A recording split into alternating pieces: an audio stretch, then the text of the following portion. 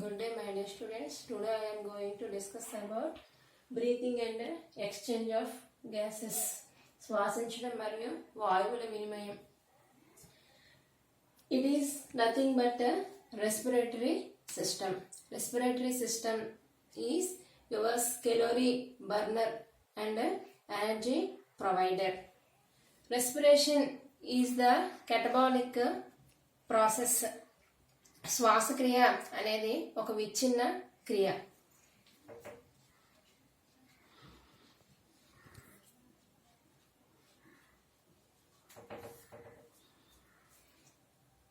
In this way, the energy providers like carbohydrates, fats and proteins get oxidized and they release energy is called as respiration. Respiration is the vital process. శక్తి యౌగికాలైన ప్రోటీన్లు, carbohydrates మరియు fats ఆక్సీకరణం చెంది శక్తిని విడుదల చేసే ప్రక్రియనే శ్వాసక్రియ అంటారు. సాధారణంగా శ్వాసించడం అనేది జీవుల్లో ఒక ఉన్నతమైన ప్రక్రియగా మనం చెప్పవచ్చు. అయితే శ్వాసక్రియలో ఆహార పదార్థాలైన కార్బోహైడ్రేట్లు, ప్రోటీన్లు మరియు క్రొవ్వులు ఆక్సీకరణం చెంది శక్తిని విడుదల చేయడం జరుగుతుంది. And based on the process of respiration is classified into two types. One is the external respiration, another one is the internal respiration.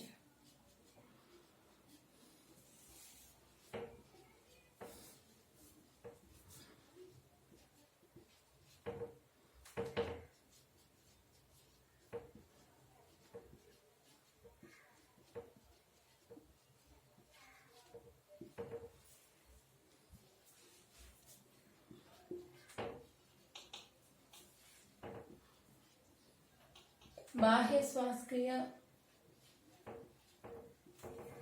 ఆంతర శ్వాసక్రియ. శ్వాసక్రియ విధానంలో ఆక్సిజన్ అనేది తీసుకొని పడుతుంది. తీసుకొని పడిన ఆక్సిజన్ అనేది ఆహార పదార్థాలని ఆక్సీకరణం చెందించి CO2 మరియు H2Oని ఎండ్ ప్రొడక్ట్స్ గా రిలీజ్ చేయడం జరుగుతుంది. అయితే ఈ విడుదలైన CO2 అనేది నీటితో కలిసి HCO3 minus, it means bicarbonate ions. ఇవి బైకార్బోనేట్ అయాన్స్ ని ఫామ్ చేస్తాయి. సో ఈ బైకార్బోనేట్ అయాన్స్ అనేవి శరీరం నుంచి బయటికి వెళ్ళాలి, లేకపోతే ఏమవుతుంది, it changes the concentration of blood యొక్క కాన్సన్ట్రేషన్ ని చేంజ్ చేస్తుంది. కావున ఏమవుతుందంటే the CO2 eliminated from the body through lungs. So the exchange of gases in between the lungs and atmosphere, and it means the O2 enters into the body through lungs and CO2 sent out from the body through lungs is called as pulmonary ventilation.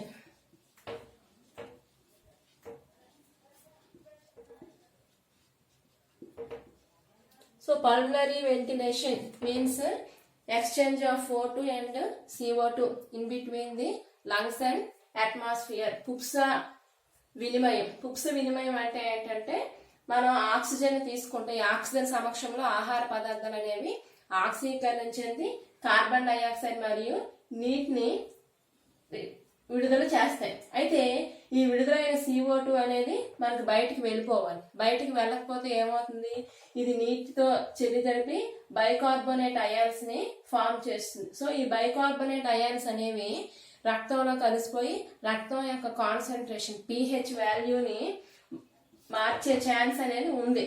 కాబట్టి ఈ CO2 అనేది బయటికి పోవాలి. ఆ CO2 అనేది దేని ద్వారా బయటికి వెళ్తుంది, త్రూ లంగ్స్, ఊపిరితిత్తుల ద్వారా బయటకు వెళ్తుంది. ఈ విధంగా వాతావరణంకి మరియు ఊపిరితిత్తులకి మధ్య జరిగే O2 మరియు CO2 యొక్క వినిమయాన్ని ఏమంటామంటే పుప్స వినిమయము లేదా పల్మనరీ వెంటిలేషన్ అని అంటాం.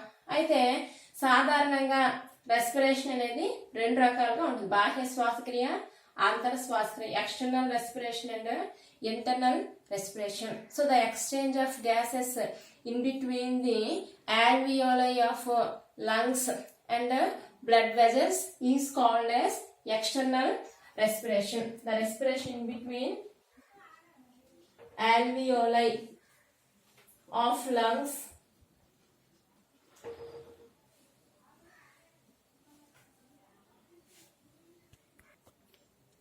so the exchange of gases in between blood vessels and alveoli of lungs is called as external respiration.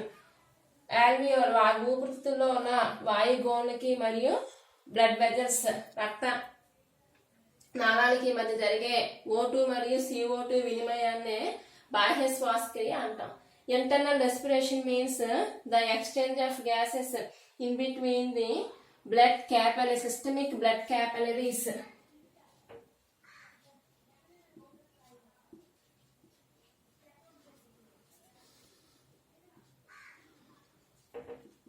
and tissues is called as internal respiration. దైహిక రక్తనాళాలకి మరియు కణజాలాలకి మధ్య జరిగే O2 మరియు CO2 ల వినిమయాన్ని ఏమంటామంటే ఇంటర్నల్ రెస్పిరేషన్ లేదా అంతర శ్వాసక్రియ.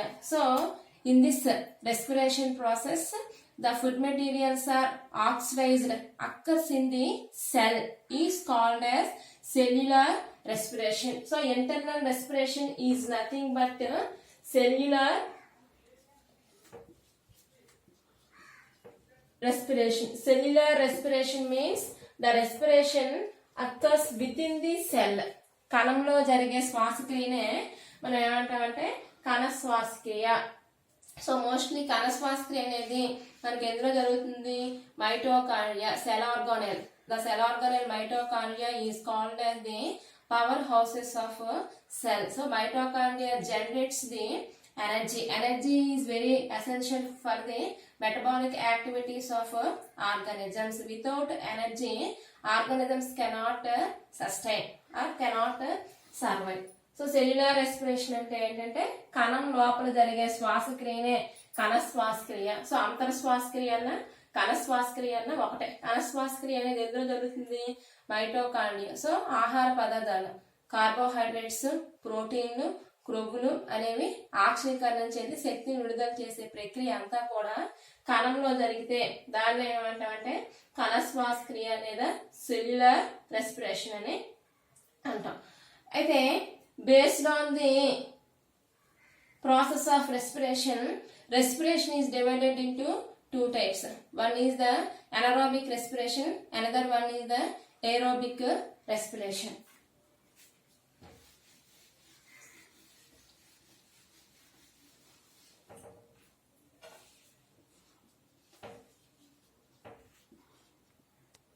Anaerobic respiration and aerobic respiration. Anaerobic respiration means absence of O2. Oxygen లేని సమక్షంలో శ్వాసక్రియ జరిగితే దాన్నే అవాయు శ్వాసక్రియ అంటారు. It is nothing but fermentation. సాధారణంగా bacteria and some fungi and in skeletal muscles anaerobic respiration occurs. In this anaerobic respiration, food materials are partially oxidized and it yields less energy is called as anaerobic respiration. So అవాయు శ్వాసక్రియలో ఆహార పదార్థాలు అనేవి పూర్తిగా ఆక్సీకరణం చెందకుండా మాధ్యమిక పదార్థాన్ని ఏర్పాటు చేయడం జరుగుతుంది. అదేవిధంగా అవాయు శ్వాసక్రియలో శక్తి అనేది తక్కువగా విడుదలవడం అనేది జరుగుతుంది. For example C6H12O6 gives rise to 2C2H5OH and CO2 and 2 ATP and C6H12O6 gives rise to 2C3H6 and O3 is the lactic acid. సాధారణంగా మనకి అవాయు శ్వాసక్రియలో ఆహార పదార్థాలు అనేవి పూర్తిగా విచ్ఛిన్నం చెందడం అనేది జరగదు. పూర్తిగా ఆక్సీకరణం చెందకుండా మాధ్యమిక పదార్థాలైన ఇథనాల్ లేదా మిథనాల్ ఆ ఇథైల్ ఆల్కహాల్ ని ఏర్పాటు చేయడం జరుగుతుంది. సో దీన్నే మనం ఏమంటామంటే ఫెర్మెంటేషన్, కిణ్వన ప్రక్రియ. ఈ ఫెర్మెంటేషన్ ప్రాసెస్ లో ఆహార పదార్థాలు అనేవి పూర్తిగా ఆక్సీకరణం చెందకుండా ethyl alcohol or ethanol or methanol ని ఏర్పాటు చేయడం జరుగుతుంది. అదేవిధంగా లాక్టిక్ యాసిడ్ అనేది మనకి ఎందులో ఫామ్ అవుతుందంటే స్కెలిటల్ మజిల్. సాధారణంగా అస్థికండరం అనేది మజిల్ ఫెటిక్ ని చూపిస్తుంది. కండర అలసటని చూపించడానికి కారణం ఏంటంటే అస్థికండరంలో మనకి గ్లూకోజ్ అనేది లాక్టిక్ ఆమ్లంగా మారుతుంది. సో ప్రీవియస్ క్లాస్ లో మనం కోరీ సైకిల్ ని డిస్కస్ చేసాం, గ్లూకోనియోజెన్సిస్ కదా. In this gluconeogenesis process lactic acid converted into the glucose. ఈ లాక్టిక్ యాసిడ్ అనేది మళ్ళీ మనకి ఎలా మారుతుంది, గ్లూకోజ్ గా కన్వర్ట్ అవుతుంది. ఈ విధంగా మనకి ఏంటంటే అనరోబిక్ రెస్పిరేషన్ లో మనం O2 ని వినియోగించుకోము. O2 లేని సమక్షంలో జీవులు జరిపే శ్వాసక్రియనే ఏమంటామంటే అవాయు శ్వాసక్రియ. అవాయు శ్వాసక్రియలో మనకి ఏమవుతుందంటే తక్కువ ఎనర్జీ అనేది విడుదలవుతుంది. దాంతో పాటు మనకి మాధ్యమిక ఉత్పన్నకాలు అనేవి ఏర్పడతాయి. So the examples of anaerobic respirators are the bacteria and some fungi and skeletal muscles. Next one aerobic respiration, వాయు సహిత శ్వాసక్రియ. In this process, the energy providers like carbohydrates, proteins and fats get oxidized in the presence of O2 is called as aerobic respiration. శక్తి యౌగికాలైన కార్బోహైడ్రేట్లు, ప్రోటీన్లు, next క్రొవ్వులు oxygen సమక్షంలో ఆక్సీకరణం చెందే విధానాన్ని వాయు సహిత శ్వాసక్రియ అని అంటారు. సో వాయు సహిత శ్వాసక్రియ ఆక్సిజన్ సమక్షంలో ఆహార పదార్థాలు ఆక్సీకరణం చెంది శక్తిని విడుదల చేసే ప్రక్రియనే వాయు సహిత శ్వాసక్రియ అని అంటారు. So in aerobic respiration food materials get oxidized in the presence of O2 is called as aerobic respiration and it yields more energy than that of the anaerobic respiration, and in this process food materials are completely oxidized and the end products are the CO2 and H2O. So this is the aerobic respiration. Mostly in all living organisms are the aerobic respirators except the bacteria, fungi, and various respiratory organs are present in the organisms. So we discuss about respiratory organs in organisms.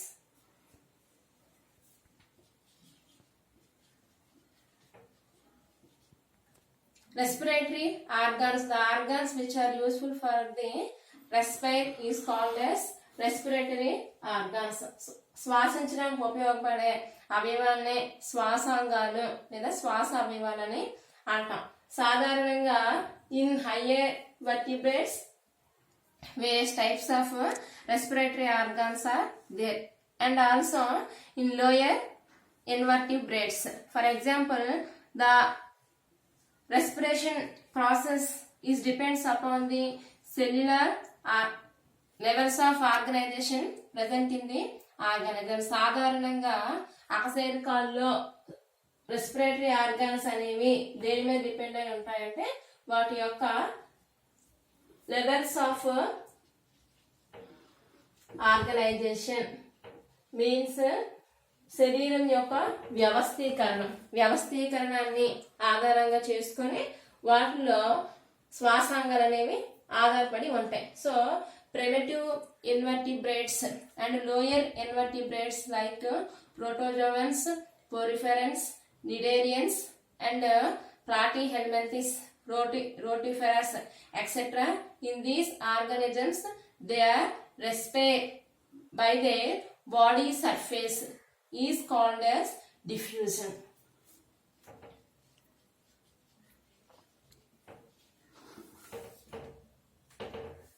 Diffusion సాధారణంగా నిమ్న స్థాయి అకశేరుకాలైన protozoa, porifera, next cnidaria and platyhelminthes and నెమాటీహెల్మింథిస్.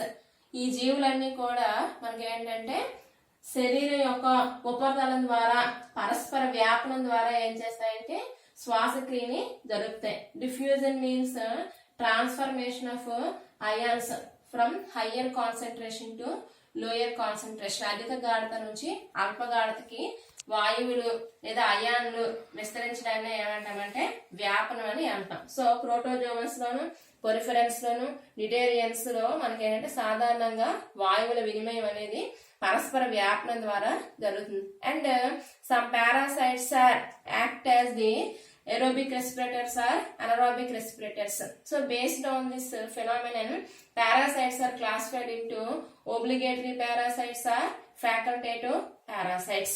For example, Taenia sodium, Ascaris, etc. సాధారణంగా పరాన్నజీవులలో కూడా శ్వాసక్రియ పరస్పర వ్యాపనం ద్వారా జరుగుతుంది. అయితే సమ్ పారాసైట్స్ అనేవి కొన్ని పారాసైట్స్ అనేవి ఒబ్లిగేటరీ అవికల్పిక పరాన్నజీవులు గాను కొన్ని వైకల్పిక పరాన్నజీవులుగా. అంటే కొన్ని ఆక్సిజన్ ఉన్న సమక్షంలో అయినా సర్వైవ్ అవ్వగలవు, ఆక్సిజన్ లేని సమక్షంలో అయినా సర్వైవ్ అవ్వగలవు. కొన్ని పారాసైట్స్ కంప్లీట్ గా the absence of O2, oxygen లేని సమక్షంలో సర్వైవ్ అవ్వగలవు. So next one, the respiratory organs in Annelida. In annelids, the respiratory organs are the skin and parapodia, etc. Through moist body surface is nothing but skin. Annelida వర్గానికి చెందిన జీవుల్లో శరీర ఉపరితలం ద్వారా శ్లేష్మయుతమైన శరీర ఉపరితలం ద్వారా శ్వాసక్రియ అనేది జరుగుతుంది. సో చర్మం అనేది రెస్పిరేటరీ ఆర్గాన్ గా యాక్ట్ చేస్తుంది. And parapodia are the respiratory organs in nereis. Next one, వానపాము, జలగ మొదలైన జీవుల్లో మనకి శ్వాసాంగాలుగా చర్మం మరియు పార్శ్వపాదాలు అనేవి ఉంటాయి.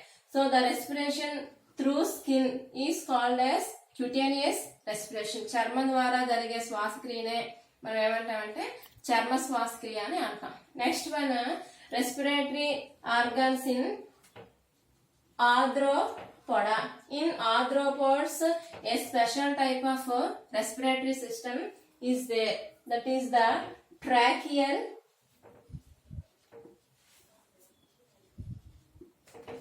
system. So this tracheal system directly opens into the cells of these organisms body, because in arthropods the blood does not play any role in the respiration because it does not contains any respiratory pigment. So in the process of respiration, circulatory system plays a vital role. It carries the O2 and CO2. సాధారణంగా శ్వాస వ్యవస్థలో రక్త ప్రసరణ వ్యవస్థ అనేది ప్రధానమైన పాత్ర వహిస్తుంది. ఎందుకంటే ఈ జీర్ణమైన ఆహార పదార్థాలు కార్బోహైడ్రేట్లు, ప్రోటీన్స్, నెక్స్ట్ మన క్రొవ్వులకి మరియు కణాలకి ఆక్సిజన్ అందించే ట్రాన్స్పోర్ట్ ఏజెంట్ ఏంటంటే బ్లడ్. సో బ్లడ్ లో హీమోగ్లోబిన్ అనేది మనకి క్యారీయింగ్ ఏజెంట్ గా యాక్ట్ చేసి O2ని CO2ని ట్రాన్స్పోర్ట్ చేస్తుంది. సో కానీ ఆర్థ్రోపోడా వర్గానికి చెందిన జీవుల్లో blood does not contains any respiratory pigment. రక్తంలో ఎటువంటి శ్వాస వర్ణకం లేకపోవడం వల్ల in those organisms the blood does not play any role in the process of respiration. So the organisms having a special type of respiratory system is called as tracheal system. So trachea are the respiratory organs in arthropods. వాయునాళాలు అనేవి Arthropoda వర్గానికి చెందిన జీవుల్లో శ్వాసాంగాలుగా పనిచేస్తాయి. Mostly in insects, కీటకాల్లో ఇవి శ్వాసాంగాలుగా ఉంటాయి. And other respiratory organs in arthropods are the book lungs and book gills and gills, etc. Book lungs are the respiratory organs in Phalanges and పెరామియస్ nothing but scorpions and spiders. సాలెపురుగు మరియు తేలు వంటి జీవుల్లో పుస్తకాకార ఊపిరితిత్తులు. Next one book gills. In some aquatic organisms, book gills are the respiratory organs and gills are also act as the respiratory organs in crustaceans. Crustacean విభాగానికి చెందిన జీవుల్లో గిల్స్ కూడా శ్వాసాంగాలుగా పనిచేస్తాయి. So next one respiratory organs in molluscans.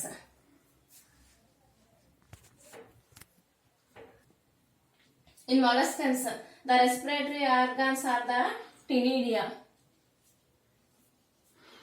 Mollusca జీవుల్లో respiratory organs అనేవి టినిడియా లేదా కాంకా బాంగాలు అనేవి respiratory organs గా పనిచేస్తాయి. Next one ఎకైనోడెర్మిట్స్. ఎకైనోడెర్మిట్స్ లో కూడా మనకి ఏంటంటే సాధారణంగా శరీర ఉపరితలం ద్వారా పరస్పర వ్యాపనం ద్వారా శ్వాసక్రియ అనేది జరుగుతుంది. In some organisms a special type of respiratory organs are also there.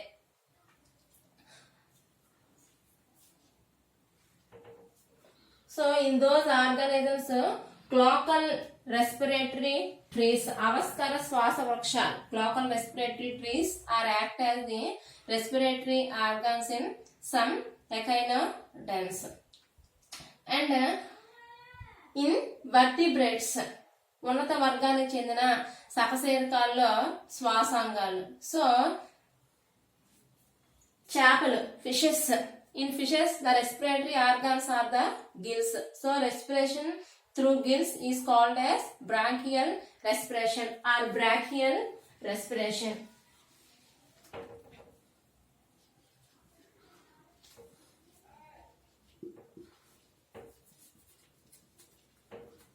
Branchial respiration and pulmonary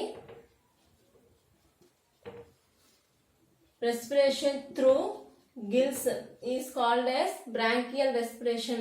Respiration through lungs is called as pulmonary respiration. మొప్పల ద్వారా జరిగే శ్వాసక్రియనే జల శ్వాసక్రియ అంటాం. సాధారణంగా చేపల్లో శ్వాసక్రియ అనేది మొప్పల ద్వారా జరుగుతుంది. అయితే a special type of mechanism occurs in the fishes, that is called as the counter current mechanism. Through counter current mechanism, the O2 and CO2 are transformed by the gills. సాధారణంగా ప్రతి ప్రవాహ యాంత్రికత అనే ప్రత్యేకమైన విధానం ద్వారా చేపల్లో శ్వాసక్రియ అనేది జరుగుతుంది. సో చేపల్లో మొప్పలు అనేవి శ్వాసాంగాలుగా పనిచేస్తాయి. సో మొప్పల ద్వారా జరిగే శ్వాసక్రియనే గిల్ రెస్పిరేషన్ లేదా జల శ్వాసక్రియ అని అంటాం. And in tadpole larva, the respiratory organs are the